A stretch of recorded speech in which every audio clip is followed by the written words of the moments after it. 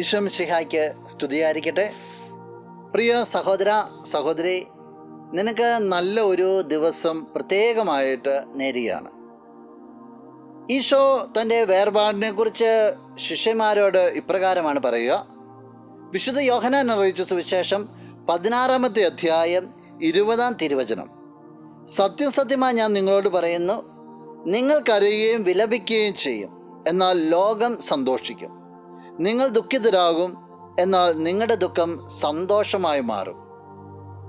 ഈശോയുടെ പീഡാസഹന വേളയിലൂടെ മരണത്തിലൂടെയൊക്കെ കടന്നു പോകുമ്പോൾ ശിഷ്യന്മാർക്ക് ഈശോയെ നഷ്ടപ്പെടും. അതുകൊണ്ട് പറയുകയാണ്, അവർ ദുഃഖിക്കും, പക്ഷെ ലോകം അതിനോർത്ത് സന്തോഷിക്കും.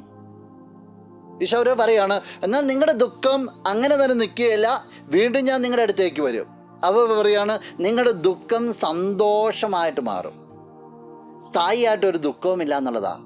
നമ്മുടെ ജീവിതത്തിൻ്റെ ഒക്കെ ദുഃഖം എന്ന് പറയുന്നത് ക്രിസ്തുവിനെ നഷ്ടപ്പെടുന്ന അവസ്ഥകളാണ്.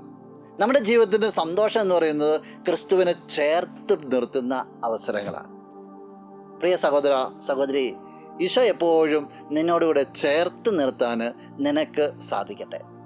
നമുക്ക് പ്രാർത്ഥിക്കാം. കണ്ണുകൾ അടച്ചെന്ന് കരങ്ങൾ കൂപ്പാം. നല്ലവനായ കർത്താവേ, നിന്നെ അങ്ങ് സ്തുതിക്കുന്നു, ആരാധിക്കുന്നു, മഹത്വപ്പെടുത്തുന്നു. ഞങ്ങളുടെ മധ്യകൾ നിൻ്റെ സാന്നിധ്യത്തിന് പ്രത്യേകമായിട്ട് നന്ദി പറയുകയാണ്. ഈശോയെ, ഈ വ്യക്തിയെ സമർപ്പിക്കുകയാണ്.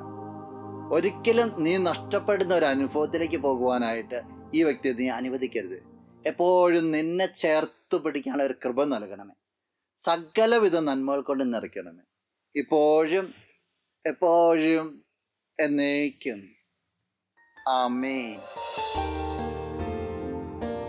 Hallelujah.